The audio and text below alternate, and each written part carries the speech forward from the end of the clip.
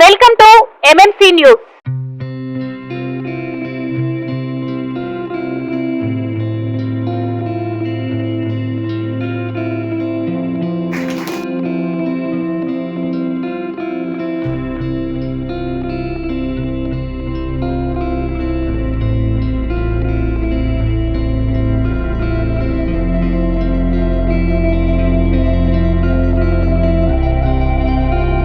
ఈనాటి ఈ కార్యక్రమానికి ఇచ్చేసినటువంటి వేదికను అలంకరించిన మా సంస్థ కోఆర్డినేటరు, మహిళా డైరెక్టర్ విక్టోరియా గారు, వేదిక మీద ఉన్నటువంటి కోఆర్డినేటర్స్, మరి చేసిన మీకు మీడియా మిత్రులకి అందరూ కూడా నమస్కారం. ఇందాక భక్తులు చెప్పినట్లుగా అన్ని రకాలైనటువంటి జనాన్ని మేము చూసాం. 30 సంవత్సరాలుగా నవజీవన సంస్థగా, 35 సంవత్సరాలుగా ఒక సామాజిక కార్యకర్తగా సమాజంలో అన్ని రంగాల్లో వెనుకబడినటువంటి వర్గాలందరినీ చూసాం. పేదవాళ్ళని చూసాం, అత్యంత పేదలను చూసాం, రకరకాలైనటువంటి మహిళలు సమస్యలు ఎదుర్కొన్నటువంటి మహిళల్ని, పిల్లల్ని మాట్లాడబాకండి, అందరినీ చూసాం. అయితే ఈరోజు గత 3 సంవత్సరాలకు మునుపు మేము దొంతాలి అనే ఒక డంపింగ్ యార్డు, నెల్లూరు పట్టణానికి సంబంధించి దొంతాలి ఉంది. తుఫాన్లు వచ్చినప్పుడు అందరికీ మన సంస్థ ఏదంటే ఒక ప్రత్యేకమైనది. ఎప్పుడు ఆపదలు, ప్రకృతి విపత్తులు సంభవించినప్పుడు మా వంతుగా వాళ్ళకి సహాయం చేయడము, సహకరించడము, ఆహారాన్ని, తర్వాత బట్టలు కానీ కావాల్సినటువంటి అవసరాలు తీర్చే కార్యక్రమాన్ని మేము చేస్తూ ఉంటాం. సంస్థ ప్రారంభం నుంచి అదొక ప్రత్యేకమైనటువంటిది. ఎప్పుడు విపత్తులు సంభవించినా మా వంతుగా ఎంతవరకు చేయగలమో అంతవరకు మా సహాయ సహకారాలు ఆ బాధితులకు అందుతూనే ఉంటాయి. అందులో భాగంగా దొంతాలి డంపింగ్ యార్డు చూసాం. డంపింగ్ యార్డ్ అంటే ఇప్పుడు ఇంచుమించు 10 లక్షల ఏమంటారు టన్నులు చెత్త అంతా ఆడుంది. పెద్ద కొండలాగా ఉంటుంది, 2 కొండలు ఉన్నాయి. అందులో ఆ చెత్తలో వీళ్ళు కూడా ఆ చెత్తలోనే ఉండరు. మనుషులు కనపడలేదు మాకు. పిల్లలు, పెద్దోళ్ళు అందరూ కూడా దాంట్లోనే ఉంటారు. మేము ఇది కూడా ఏదో వేస్తూ ఉంటారు కదా, చెత్త తీసుకొచ్చి లారీలు తోలుతూనే ఉండరు. అక్కడ మాకు చాలా బాధేసింది. ఇంకా స్వతంత్రం వచ్చి 75 సంవత్సరాలు అవుతా ఉంటే ఇంకా ఇట్లా బతికే వాళ్ళు ఉండారా? ఇంకా ఇట్లా బతికే వాళ్ళని మనం చూసామా అని వెంటనే మేము అక్కడే ఆగి ఆ రోజంతా అక్కడే ఉన్నాం, వాళ్ళతోనే ఉన్నాం. వాళ్ళందరినీ తీసుకొచ్చి కూర్చోబెట్టాం. ఏంటి మీరు వేరే ఎన్నో పనులు ఉంటాయి కదా, కూలి చేయొచ్చు, వ్యవసాయ కూలి చేయొచ్చు, వేల్దారి పనికి పోవచ్చు, పనులు చాలా ఉన్నాయి, మరి ఈ పనినే ఎందుకు ఎన్నుకున్నారు అని వాళ్ళతో మాట్లాడ. పిల్లలకు బడి తెలీదు. మొత్తం 30 కుటుంబాలు ఉంటే 30 కుటుంబాల్లో ఒక్కడు కూడా బడికి లేదు. బడి వాళ్ళ జీవనం ఇద్దరు లేయడమా, ఆ చెత్తలో వెళ్ళి ప్లాస్టిక్ అవన్నీ ఏరుకోవడమా, ఆ వచ్చినటువంటి ఆహారం, ఆ కుళ్ళిన ఆహారం కానీ అది అక్కడి నుంచి ఏదో పనికిరాని ఏదే దుప్పట్లు, గుట్టలు, బెడ్లు వేస్తారు కదా, వాటి మీద రాజాలాగా పడుకుని ఉండడమా. బెడ్ వచ్చింది అనుకోండి ఒకటి పాతది, దాని మీద పడుకొని ఉండదు. ఇది మాకు నిజంగానే ఇవన్నీ కూడా బాధేసింది. వెంటనే మేము ఆ ఊర్లోనే ఈ నిర్ణయం తీసుకున్నాం. మేము మా సంస్థ సిబ్బంది అందరం కూడా ఇటువంటి వాళ్ళలో మార్పు తీసుకురావడానికి, ఇటువంటి వర్గాల్లో ఉన్నటువంటి ఈ దుర్భరమైనటువంటి జీవితాల నుంచి వీళ్ళందరినీ కూడా బయట తీసుకొచ్చే పని నవజీవన సంస్థ పని చేయాలనేది ఆ రోజే ఒక నిర్ణయానికి వచ్చాం. అప్పటి నుంచి ఇప్పుడు దాకా కూడా గత 3 సంవత్సరాలుగా మనం పని చేస్తాను. ఈరోజు నీళ్ళు కూడా కాలువలో తాగుతాడు. మనము అన్ని గ్రామాలకు నీళ్లు ఉన్నాయి, కరెంటు ఉండదు, అన్నీ ఉన్నాయి. అక్కడ కరెంటు లేదు, ఇల్లు లేదు, ఏమంటామో అది సముద్ర పాలు సముద్రంతో గుడిసెలు వేసుకొని తెట్టు కట్టుకొని ఎత్తెత్తు దాని మీద అటకలాగా దాని మీద వాళ్ళు కాపురాలు చేసేది. ముసలోళ్ళు ఎక్కడానికి కూడా ఒకటి నిచ్చెన పెట్టుకున్నారు కర్రలతోనే. అక్కడ వాళ్ళు నివాసం ఉండేది. పాములు, ఆ వాసన, తర్వాత ఈగలు మొత్తం అంతా కూడా అక్కడే వేసుకుని ఉన్నారు. అంటే దానికి అలవాటు అయిపోయినారు అనమాట. వాళ్ళ కోసం పనిచేసినటువంటిది ఎవరూ లేదు. నీళ్ళు కాలువలో పంట కాలువలో పోతాను, ఆ నీళ్ళే తాగుతాను. మరి ఇప్పుడు వాళ్ళకి మనము మంచి బోర్ వేసాం, ఆ నీళ్లు తాగే నుంచి మంచి నీళ్లు తాగడానికి అవకాశం ఇచ్చాము. వాళ్ళందరికీ కూడా ఫారెస్ట్ డిపార్ట్మెంట్తో మాట్లాడుతాను. మరి ROFR అనే చట్టం ఉంది, ఫారెస్ట్ రైట్స్ యాక్ట్ 2005 చట్టం ప్రకారము వాళ్ళకి హౌస్ సైటు ఇవ్వాలనేది కూడా మనం కోరుతున్నాం. ఆ పిల్లలకి 3 సంవత్సరాల్లో 30 మంది పిల్లలు 3 సంవత్సరాలు మనం టీచర్ని పెట్టి చదువు చెప్పాం. వాళ్ళందరినీ ఇప్పుడు హాస్టల్లో చేర్చాం. పిల్లలందరూ కూడా పిల్లలు మొత్తం బడికి పోతాడు, హాస్టల్లో ఉన్నారు. వాళ్ళ తల్లిదండ్రుల్లో ఇప్పుడు మీరే ఎట్లొచ్చారా? ఆ రోజు చూసింది మేము వేరే, ఈరోజు ఆ ఊరికి పోతే వాళ్ళలో పట్టు బట్ట కానీ, నూనె పెట్టడం కానీ, తలదూవడం కానీ, స్నానాలు చేయడం కానీ మొత్తం మార్చాం. ఆ విధంగా తర్వాత వాళ్ళకి మనం NSKFDC ద్వారా 10 బండ్లు ఇచ్చాం. చెత్త కలెక్ట్ చేస్తారు కదా, డోర్ టు డోర్, ఇంటింటికి పోయి కలెక్ట్ చేసే బండ్లు ఇచ్చాం. ఈ బండ్లన్నీ కూడా మళ్ళీ మున్సిపాలిటీకి అద్దెకిచ్చి ప్రతి నెల 10,000 రూపాయలు వాళ్ళకి ఇంటికి వస్తుంది డబ్బు, వాడుక డబ్బు. ఈ డబ్బుతో మొదట మేము చూసినప్పుడు ఫస్ట్ నెల, 2వ నెల, 3వ నెల ఒకసారి 30,000 వచ్చింది డబ్బు. ఫస్ట్ 3 నెలలకు కలిపి ఒక్కడ కలపాలమ్మ. ఫస్ట్ వచ్చినప్పుడు 30,000 డబ్బు వాళ్ళ అకౌంట్లో పడింది. వారం రోజులు ఎవరు గడపాలి, వాళ్ళ ఇళ్ళ కాడ కూడా ఎవరు లేరు, ఆడవాళ్ళు లేరు, మగవాళ్ళు లేరు, పిల్లవాళ్ళు లేరు. సరే ఓకే, మళ్ళీ 2వసారి మళ్ళీ 30,000 వేసారు. అప్పుడు జనాలు వెళ్ళాల, ఆగారు. ఆగి ఆలోచన చేశారు. ఈరోజు వాళ్ళ పిల్లల్ని టౌన్లో కాన్వెంట్కి పంపిస్తారు. పిల్లల్ని కాన్వెంట్కి పంపించి తర్వాత చెత్త ఏరేదానికి పోతాడు. ఎంత మార్పు వచ్చింది చూడండి. ఆ రోజుకి ఈ రోజుకి వాళ్ళ జీవితాల్లో నిద్రలేసి పిల్లలే ఏమైనా వచ్చిన వాళ్ళు వెనకంటే తీసుకొని పోవడమా, లేనోడు ఊరి మీద అడుక్కోవడానికి వెళ్తాడు. వీళ్ళందరూ తల్లిదండ్రులు చెత్త ఏరడానికి నిద్రలేసి 5 గంటలకు వెళ్ళిపోతే పిల్లలు అడిగిపోతారమ్మా, ఈదుల్లో తిరుగుతారు. అన్నం ఎవరు పెడతారు? రెండింటికి పోతారు. ఇప్పుడు ఆ పరిస్థితి లేదు. చాలా గ్రామాల్లో మేము మార్చాం అది. ఇప్పుడు కూడా నెల్లూరు టౌన్లో 30 గ్రామాలను దత్తత తీసుకోవడం, 30 ప్రాంతాల్లో ఉన్నటువంటి 3,59 మంది కుటుంబాల్ని మేము దత్తత తీసుకోవడం. అన్ని దగ్గరలో స్కూళ్ళు జరుగుతూ ఉన్నాయి. వాళ్ళ కోసం మనం సిబ్బందిని పెట్టాం. వాళ్ళ ఆరోగ్యం కోసం నర్సులు ఉన్నారు, 2 డాక్టర్లు పనిచేస్తూ ఉన్నారు.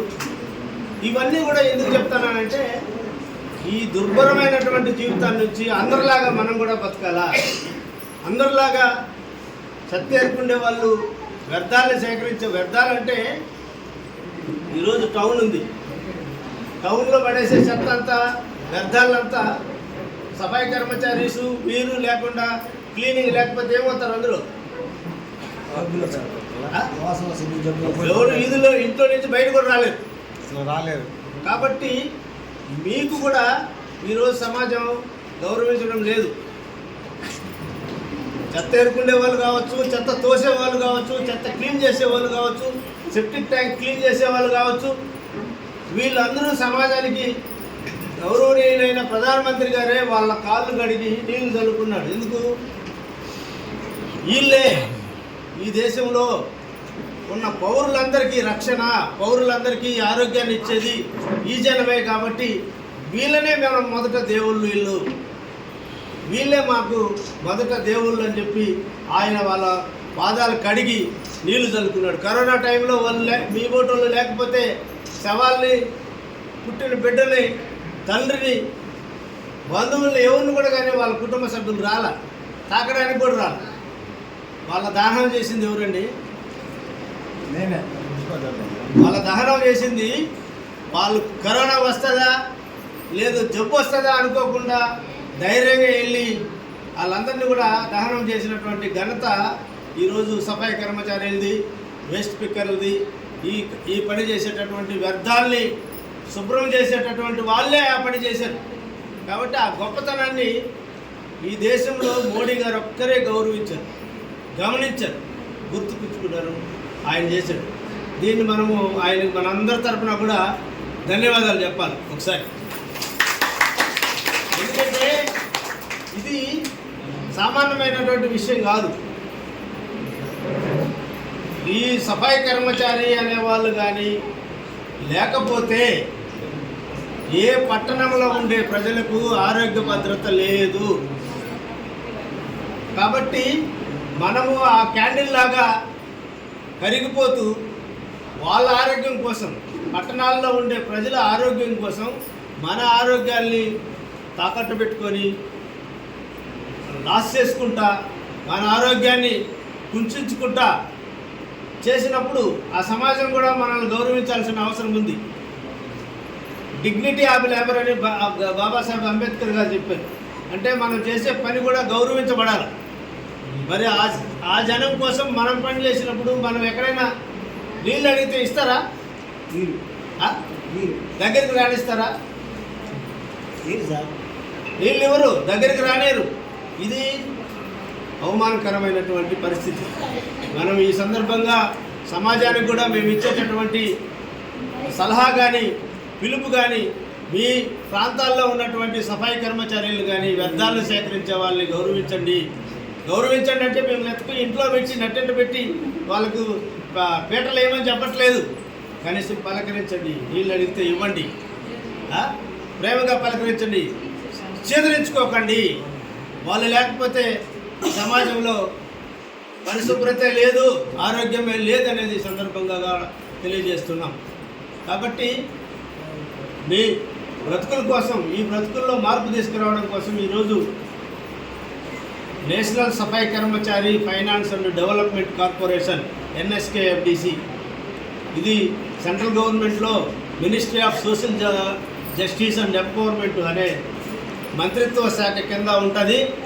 ఈ శాఖ ద్వారా కేంద్ర ప్రభుత్వము, రాష్ట్ర ప్రభుత్వము కలిసి ఎక్కడైతే చెత్త ఏరే వాళ్ళు ఉన్నారో, ఎక్కడైతే సెప్టిక్ ట్యాంక్ క్లీన్ చేసే వాళ్ళు ఉన్నారో వీళ్ళందరికీ ఒక గుర్తింపు ఇవ్వాలా అనేది కేంద్ర ప్రభుత్వము, రాష్ట్ర ప్రభుత్వాలు ఒక నిర్ణయం తీసుకొని ఇప్పుడు అందరినీ కూడా ప్రొఫైలింగ్ చేస్తూ ఉన్నారు. ఈ ప్రొఫైలింగ్ అంటే మీకు మీ దగ్గరికి వచ్చి ఎవరైనా అడిగారా ఫోన్లో? ఎవరు రాలేదు. ఇంకా ఏమైనా వచ్చిందా? చేశారా ఇక్కడ?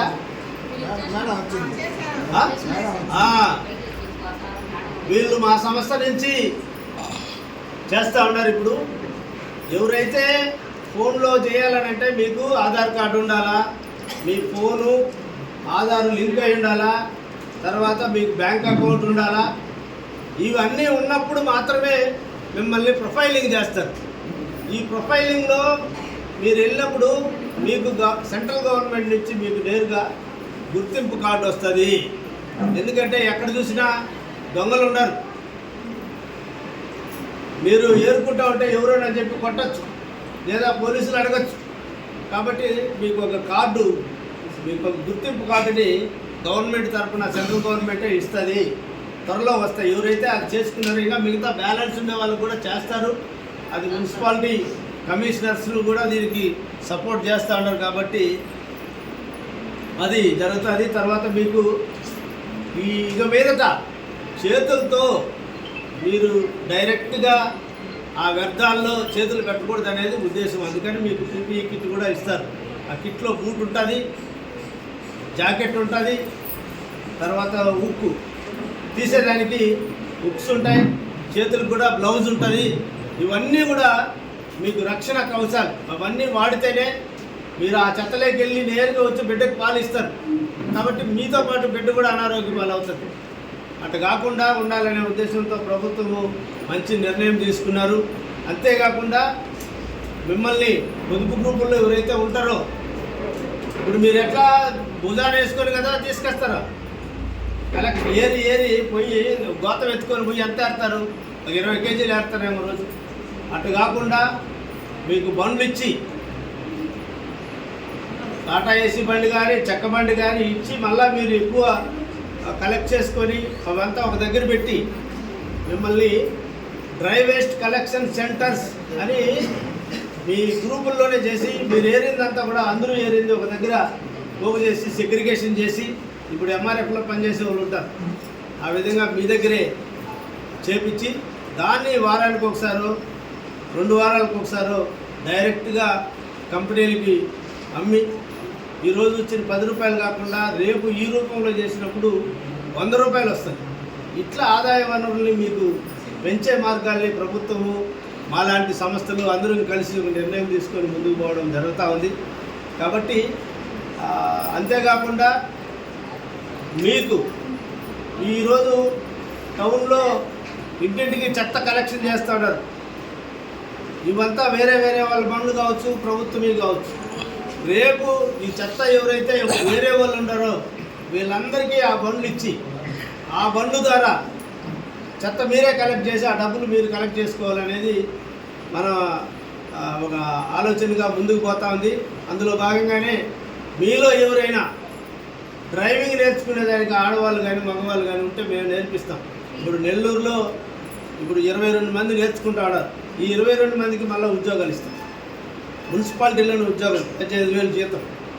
ఇట్లా రకరకాలైనటువంటి ఆలోచన విధానాల ద్వారా మీ జీవితాల్లో మీరు కూడా అందరిలాగా గౌరవప్రదమైనటువంటి జీవనాన్ని గడపడానికి మీరు కూడా అందరిలాగా మనుషులుగా తయారు కావడానికి నవజీవన్ సంస్థ ఆశయంగా మేము పనిచేస్తాం జరుగుతూ ఉంది. ఎందుకంటే మా సంస్థ ఉద్దేశమే, సంస్థ పేరే ఏం పేరు? నవజీవన్ సంస్థ. గట్టిగా చెప్పండి ఒకసారి అందరూ. నవజీవన్ అంటేనే ఏమని అర్థము? కొత్త జీవితము. పెళ్లి చేసేటప్పుడు నవజీవన తంతున అంటారా? మంత్రాలు విన్నారు ఎప్పుడైనా మీరు బాపనల్ని? నవజీవన తంతున అంటే కొత్త జీవితంలోకి అడుగు పెడుతున్నారు కార్యకర్తలని. కాబట్టి ఈ నవజీవనం అనేది కొత్త జీవితానికి నాంది పలకడమే మా సంస్థ ఉద్దేశం. కాబట్టి అందులో భాగంగానే అట్టడుగునటువంటి అందరికంటే దాన్ని ఏమంటారు, మనము దుర్బలమైనటువంటి జీవితాన్ని గడిపే ఈ చెత్త వ్యర్థాలని సేకరించే వాళ్ళు కానీ, సఫాయి కర్మచారీస్ కానీ, లేదంటే సెప్టిక్ ట్యాంకు క్లీన్ చేసే వాళ్ళు కానీ, వాళ్ళని అందరిలాగా ఆదాయ వనరులను పెంచి అందరికంటే ఇంకా మెరుగైన జీవితాన్ని గడపడానికి వాళ్ళ బిడ్డల్ని అందరూ బడికి పంపడానికి. ఎందుకంటే చదువే ప్రధానమైంది ఎవరికైనా సరే. చదువు లేకపోతే ఆలోచనే రాదు. డబ్బుంటే ఆలోచన వస్తుంది. ఏమని? ఈరోజు 100 ఉంది, 100 రూపాయలు తగిన ఆలోచన వస్తుంది. 50,000 ఉందనుకో, వెంటనే వేరే ఆలోచన వస్తుంది. అంతే కదా? డబ్బులు కూడేందుకే ఆలోచన ఎట్టయితే మెరుగుపడుతుందో అది మెరుగైన ఆలోచన, మంచి ఆలోచన రావాలంటే మంచి చదువు కావాలా.